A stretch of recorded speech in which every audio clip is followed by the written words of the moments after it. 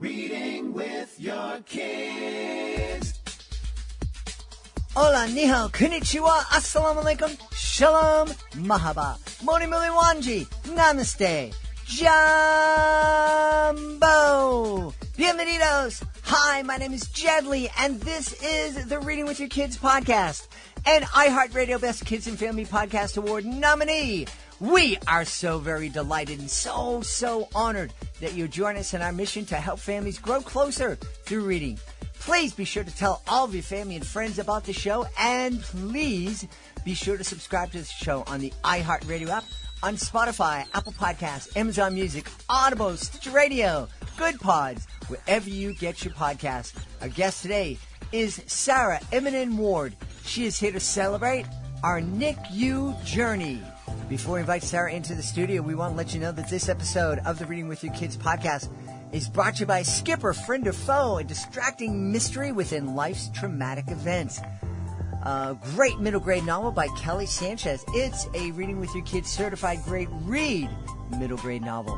Michael is leading what seems to be a pretty normal life for a happy 12-year-old boy. And then the unthinkable happens. His mom is diagnosed with cancer. Michael's dad has to take a job out of town because the treatments are so costly. It's the only way they can afford to treat her. Suddenly, Michael is no longer a carefree kid. He's now his mom's caretaker. When a new friend convinces Michael to follow a mysterious adventure, Michael learns that it's not all up to him to take care of his mom, that it's okay for him to have fun, even through some of life's toughest issues. It's a really powerful book. You absolutely want to check it out. Skipper, Friend or Foe, a distracting mystery within life's traumatic events by Kelly Sanchez. Reading with Your Kids, certified great read. This episode of the Reading with Your Kids podcast is also brought to you by by Gina Giordano. Have you ever heard your children or your students say that they couldn't do something, or that it was just too hard? You know, we've all fought a case of the knots before. Yet, by Gina Giordano, teaches kids that it's okay to make mistakes. In fact, it teaches kids that mistakes are actually great learning tools. Yet is a superhero who helps the citizens fight the negativity the evil knot twins bring to town, and helps those same citizens discover their own superpower, the power of yet. This is a great lesson for young and old. It's a great lesson for me. And it comes with a powerful message that will have your children and your students talking for quite some time. Get your copy today, Yet, by Gina Giordano. Right now, please welcome to the studio our guest, Sarah Immonem Ward. Hey, Sarah, how are you? I am great. How are you doing? I'm really wonderful. I'm excited to talk about this. As I was sharing with you before we started recording, you know, we're approaching episode 1500. And in fact, depending on when this episode is released, it could be a week before the episode 1500, or it could be a week after, or it actually could be episode 1500. But in all that time, we've talked just about everything. I'm pretty sure that we've never spoken about babies being in the NICU. And you've had 3 babies who spent the first few months of their life in the NICU. Yes, it's definitely not something that's talked about often, but it's a great topic to raise awareness for. And just in case somebody out there is not familiar with the term, NICU stands for Neonatal Intensive Care Unit? Yes, so neonate stands for the first 28 days of life. Mm-hmm. So basically any baby that's born in the first 28 days, they need extra care. They go through the NICU. Okay, so I guess, I don't know if they called it that back then, but I guess I spent the first, not the first couple of days, but certainly within that first 28 days, I was back in the hospital in the intensive care unit, and I spent the next 3 months there. That's insane. God bless your mother. I can't imagine the feelings she went through. And I can't tell you the feelings that she went through because I never knew until I was 16 or 17. Wow. I'm glad she shared that with you, though. She didn't. She did. Oh, she did it? Well, you and I were talking about the fact that no one wants to talk about it. Right. And my mom never spoke about it. And it wasn't until I had allergies and I had to go see my pediatrician every week for an allergy shot. And so we became very close. And I was there in my senior year of high school, getting ready for my senior year in high school. And I'm an athlete, so I'm there. And my mom's in the office with me, and because it was like almost 100 years ago, and privacy wasn't a thing, I guess. But so he's there, and he weighed me, and I was just this, 170 pounds of muscle and no fat, and I wish I could say that now. But the doctor just hugged me, which was kind of weird, and he turned to my mom and he said, Can you believe that he's here today? We never thought that he would get here. And I'm like, yo, guys, what didn't you tell me? And my mom's like, yeah. And that's how I found out. That's amazing. I mean, it's true. No one wants to talk about it. It's traumatic for parents. It's not always a great topic of conversation. And a lot of babies that come home from the NICU often have health issues that are ongoing. And so I'm sure you're not the first person to have found out later in life when their pediatrician said, you did it, you made it, look how far you've come. It really is a miracle. Well, yeah, and we are living in a time now that is really amazing. You were sharing with me that your twin daughters were born at 28 weeks. I haven't had time to do the math. It's like, how many months? So a full-term baby is born at 40 weeks. Okay. So we missed the whole last trimester. Wow. So we literally, I think it was a day or two into the third trimester, we had our girls. And so when they came out, they were how big? So baby A was 2 pounds, 13 ounces, and baby B was 2 pounds, 15 ounces. And they were actually on the large side of the growth chart for being born as early as they were. Apparently I birthed very large babies. Wow. Just to imagine, less than 3 pounds being a large baby is strange, but I think I have socks that weigh more than that. Right. That's incredible. I joke, and in fact, I did a show yesterday for a really young audience, and I told the story when my son was born, and I held him in my hand, and he fit in the palm of my hand, and that was a bit of an exaggeration, but your kids, both of your kids, would have fit into the palm of your hand. Yes, and actually, they were, on ventilation machines and other wires and things, so we weren't able to hold our babies for almost a week. Oh, my goodness. And so that really is what started our journey of, writing our book and starting, kind of our mission is, not being able to hold your kids is very difficult, and how, it's a very cold process. How do you bond with your kids? How do you feel like a parent? How do you help soothe your baby that's in pain and is crying and has all these issues when you can't hold them? I can't, I don't want to imagine it. It's not a fun journey for sure. They call it a roller coaster because some days are great and out of nowhere it gets bad very quickly. And, you really don't know what happens behind those closed doors until you experience the NICU for yourself. And it's not a journey that I would wish on anybody. Yeah. So let's talk a little bit specifically about the book, Our NICU Journey. Who are we going to meet in the book? So Our NICU Journey is an inspiring children's book and a keepsake that follows first-time parents as they navigate the NICU and as they watch their children find the strength, courage, and perseverance to come home. Mm-hmm. You mentioned courage. I have a feeling that your daughters and later your son, who also spent time in the NICU, I bet you they were really courageous. My heroes are my children, and not a lot of people can say that, but they have been such an inspiration. I had never planned on staying home and being a stay-at-home mom, and that experience really just rocked us to my core.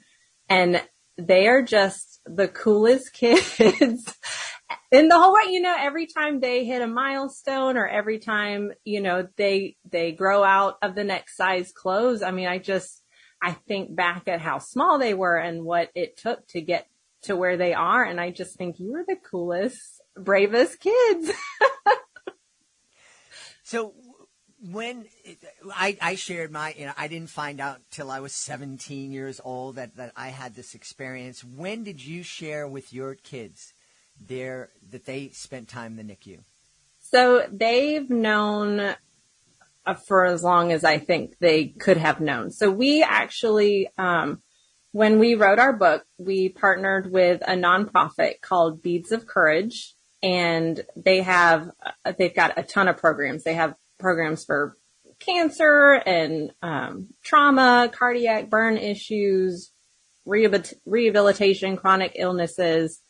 And so they have a NICU program. So every time our kids got a needle stick or they got a test or they had, they had to get a new medication, anytime they had to have surgery, they got a bead. And so through their entire journey, we have this big, long strand of beads that's basically a tangible medical history. And we've got it hanging up in their room. And, since they started talking, they always asked, what is that? I said, those are your beads of courage. Those, showed you that you were brave and you were strong and you persevered and you were able to come home. I'm imagining that that's something that can be a great resource as your kids grow and as they face different challenges and they go through their teenage years and their middle school years. And even as adults, it would probably be very helpful and very inspiring for them to be able to look back and say, yeah, this season in my life is pretty lousy right now, but things were worse and I get through worse.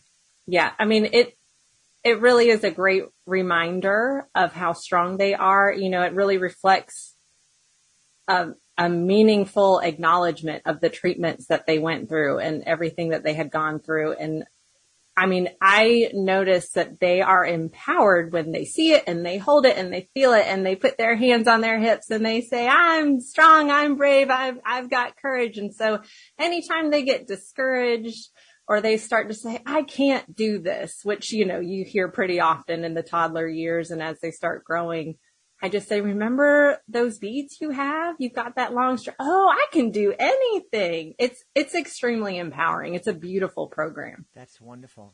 I don't want to steal ideas. Well, I steal ideas all the time.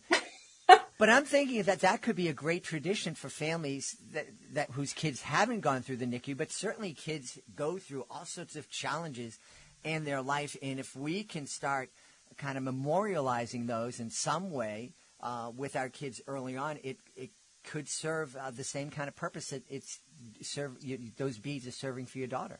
Absolutely. And they've started, I think Beads of Courage has started a sibling program. And so it's very difficult. My daughters, I think when my son went through the NICU, they were only 2, so they were kind of not fully aware of what was going on. But a lot of parents that have older siblings, they really struggle with mom and dad have to separate their time between here and the hospital. And I'm not really sure what's going on. And I don't understand why is this happening and what did I do? And, I think it's a great way to incorporate the siblings into the treatment and to help them kind of further understand what's going on. And that's also another reason that we really wanted to make a book is because I read it to my kids for the first time when we got our copy and they said, oh, wow, Mom, that's what you meant. Like, now I know what you meant while I was in a box for, a short period of time and I was in the hospital. I see the doctors that cared for me. So it really gives it some perspective. Yeah. And you were mentioning siblings. That was the first thought that came to me is that this would be our NICU Journey would be a wonderful resource for families with siblings, a little bit older siblings, just to sit down and read this book and help them kind of understand that. Because I'm sure it's it's mind-boggling for an adult. I can't imagine what it would be like for a 5, 6, 7-year-old or even a teenager to go through to know that their sibling is fighting for their life in a NICU.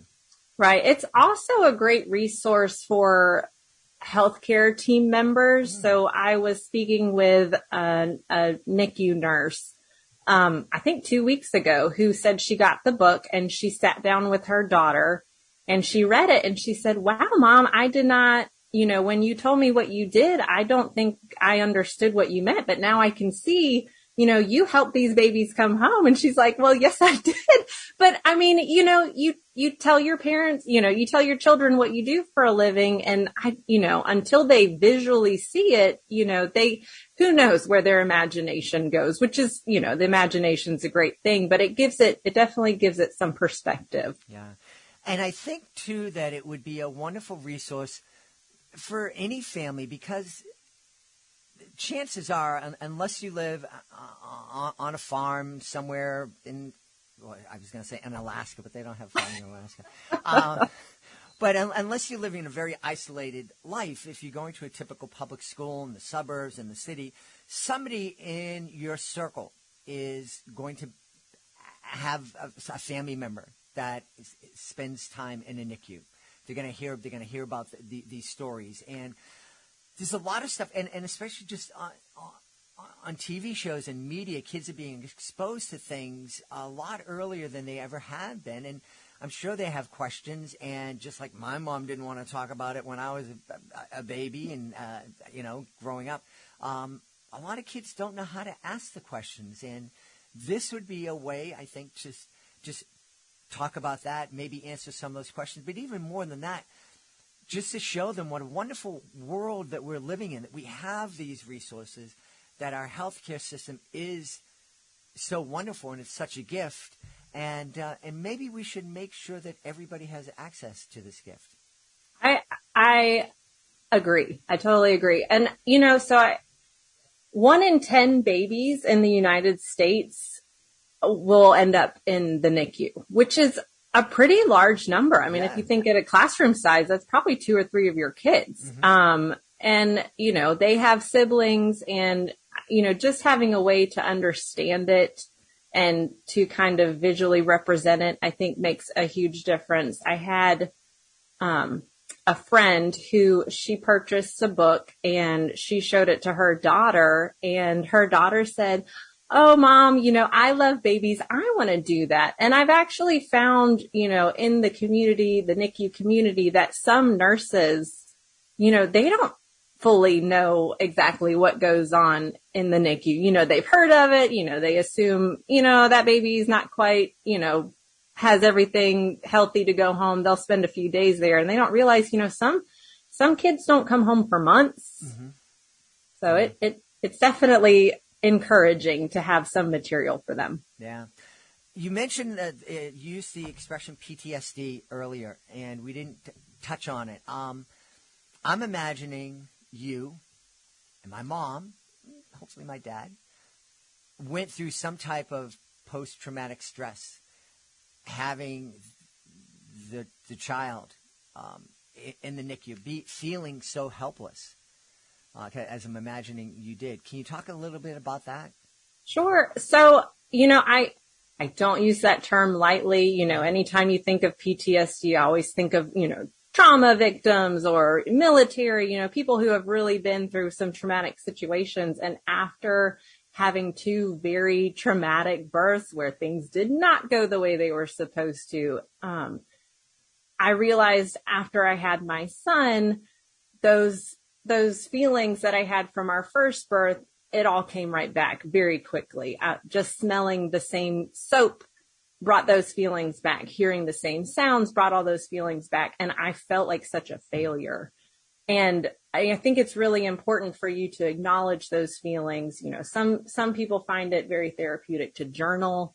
I'm one of those, to talk about it. I am one of those people that I don't want to talk about it. I lock down, I take those feelings in, and I just sit on it, and I'm going to work my way through it the way that I need to. And it was so nice to to open up with my husband, because I think it's very difficult for fathers, especially. You're supposed to be the strong, stoic person. And to chat with him and find out that he was having, similar feelings. He was scared. He was not sure what was going to happen. And, being able to talk about it and opening up was therapeutic. It was nice to know that you aren't alone. Mm-hmm. And with me making this book, it was just therapy for myself, and seeing the photos. Our illustrations are based off of a lot of our NICU photos. So going through that, we included our healthcare team members in some of the characters in our book. And it was our way of giving back. And I think in giving back, I started to heal. Mm-hmm. And having conversations and talking with other families and helping mentor them through the experience has helped me heal as well. And I think it's a great avenue for parents who have gone through a similar situation and have a little bit of trauma to just talk about it. What can we do if somebody in our lives, we find out that somebody in our lives has an early birth and their kids are going to be spending time in the NICU? What would be the best way for us to support that family? That's a good question. So the biggest thing you can do is be there for them. And you have to be very careful with the things that you say. You need to be very mindful of your speech, because words really matter. And, things not to say to a NICU mom is to constantly, or dad is to constantly ask, when's baby coming home? Mm-hmm. Because more than likely they don't know. And, they are waiting, minute by minute for an update, and they don't always get it, or some days are worse than others. And, I know it's coming from a good place, but to be a constant reminder that your baby's still not home yet it's unsettling. Mm-hmm. Asking them, at least you get to rest while baby's in the hospital, or at least you get some downtime. You're not really resting. I mean, the whole time you are struggling with these feelings and recovering yourself from the birth. And then, you might or might not have kids to take home and juggle back and forth. So, just being mindful of what you say. Mm-hmm. And telling them, congratulations. You can ask them if they need a meal. You can ask, can I give you a ride? Do you need help with childcare if they've got kids at home? It is such a relief to know that somebody's going to be there to help take care of your kids while you're trying to be present for your baby is so helpful. Or even, just saying, can I do the dishes or do some laundry while you take care of you and you take care of baby? It's the little things like that are extremely helpful. Yeah. I like that. I think when I was younger, I would always feel a need to try to have the answer for people. And as I approach 100 years of age, I realize it's much more helpful for me to just go into a situation saying, I don't know what to say. I'm here. I'm sorry. How can I help? That's really the best. I mean, that's the best thing you can do, because everybody experiences and deals with their situation differently. And I almost want to say grief. Some people are grieving the loss of, they missed having, their beautiful pregnancy, maternity photos. A lot of people, if their children were born extremely early, they missed having, their baby shower, which is a huge way for moms to kind of prepare and cope for having their babies. And I see that a lot. A lot of parents, moms especially, struggle with not getting that baby shower. And it's not even about the stuff. It's just to celebrate, mm-hmm. Being pregnant and having that moment. And it's kind of taken away from you. Personally, I struggled with my friends posting, their cute pictures of their babies and holding them coming home. I didn't get that with any of my kids, and it was hard. But just knowing that other people acknowledge it and were just there for me, I think made a world of difference. Yeah. I'm curious, after having the twins so early, did that worry you when you became pregnant again? Yes, it was terrifying. Before having multiples is a little bit, it puts you in a different category because you're already at a high risk pregnancy. They tell you going in, you're probably not going to make it to 40 weeks. Like we're lucky if you make it to 36, maybe even 34. So we kind of had it in our head that, they're probably going to come early. We might or might not have to stay in the NICU for a couple days, maybe a week. But no one prepares you to stay in there for months.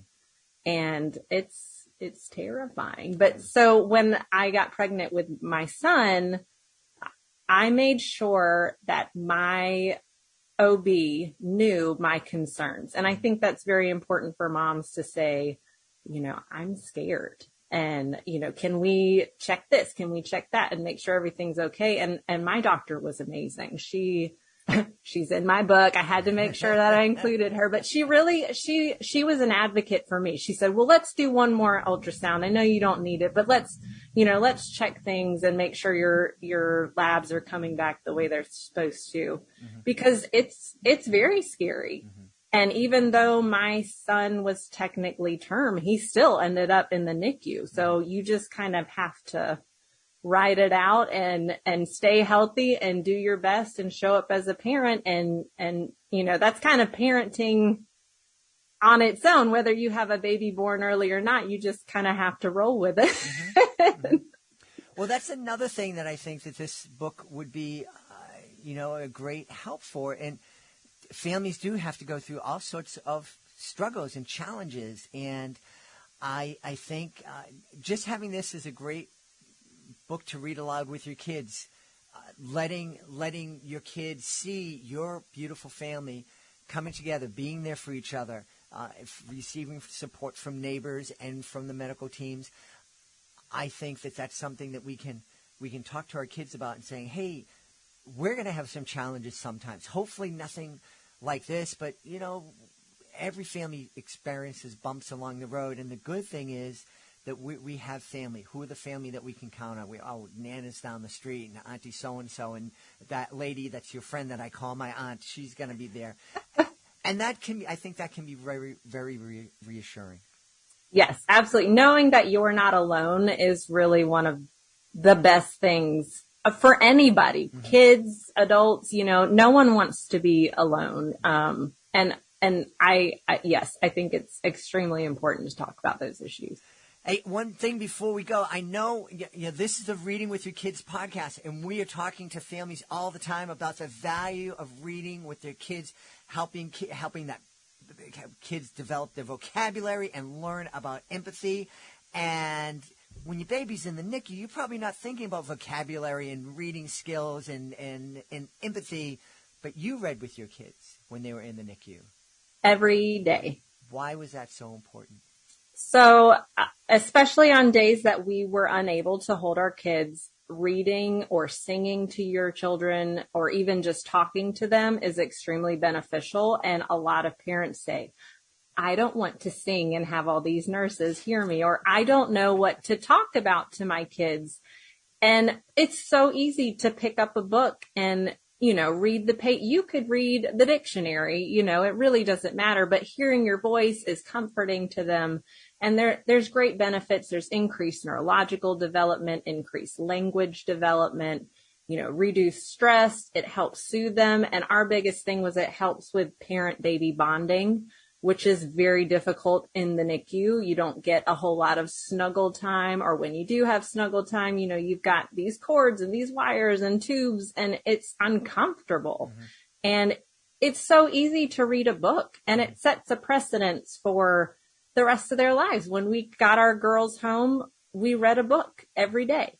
When our son came home, we read a book every day. And I noticed that even though physically my girls were slightly behind in the beginning, their vocabulary was outstanding. I mean, they were years above what they should have. They were in sentences when they were about 18 months, which I don't know if that was a twin girl thing. Girls are real chatty, but I mean, I attribute a lot of of their learning and development to us reading to them every day. And it gives them a sense of exploring, and it's a nice way to just bond with your kids. And so we started reading through the NICU. We're trying to highlight different books every week, so parents can have something, whether your kid's in the NICU or not. It's just a nice way to bond with your kids, and your kids know when you are paying attention, and they know when you are on your phone doing your own thing and not really, yeah, okay, I see you over there. They know, and it's just such a quick, easy way to sit down and just really have a nice bonding time with them. Absolutely. Absolutely. Put down the phone, shut off Put the down TV, the phone. pick up a book, and give your kids 20 minutes of your undivided attention. It is the best gift that you can give to those kids. It really is. And I've been so encouraged when my husband puts on a movie or a show, halfway through it, they lose interest and they go grab a book and they come say, will you read this with me? I feel like I hit the parenting lottery. I'm like, yes, my kids are going to read books. It's a great, I love it. I love reading with them. And it's a fun way to just have a good time with your children. Yeah, that's beautiful. Well, I know, Sarah, people are going to want to know where they can go to find out more about you, maybe find out more about that Beads of Courage program, and also find out more about our NICU journey. Absolutely. If you guys want to check us out, you can find our website at www.little, Little, Ward, WARD, books, BOOKS.com. You can also find us on Facebook at Little Ward Books, or you can find us on Instagram, Sarah Immonem Ward Author, or you can Google Reading Through the NICU, and you'll be able to find our pages. And we've got free resources and, worksheets and information about the NICU, and just free ebooks that you can read with your kids, and hopefully you'll have some good bonding time. Wonderful. We've had a great time speaking with the author of Our NICU Journey, Sarah Immonem Ward. Sarah, thanks so very much for being with us. Thank you so much for having me. It's been wonderful. Please be sure to join us for the next episode of the Reading with Your Kids podcast. Our guest will be our Dean of all things STEM and STEAM, the Admiral of Adventure, Jennifer Swanson. Jennifer is returning to the show to celebrate her debut picture book. It's called Footprints Across the Planet. You know that Jennifer has written dozens and dozens of middle grade nonfiction books. This is her first nonfiction picture book. It's wonderful. You don't want to miss it. That's the next episode of the podcast. I want to thank the folks who made today's show so wonderful. Of course, we're going to start by thanking our guest, Sarah Immonem Ward. Please be sure to check out Our NICU Journey. Also want to thank our sponsors, Yet by Gina Giordano, and Skipper, Friend or Foe by Kelly Sanchez. Want to thank my team, Fatima Khan, Rory Grady, Nicole Bell Castro, Mirabella Q, Rain Penn. I want to thank my beautiful wife for all the support she gives me. Most of all, we all want to thank you. Thank you so much for taking the time to join us today. And as always, thank you so very much for taking the time to make the world a better place by reading with your kids. I'll be looking for you in the next edition of the Reading with Your Kids podcast.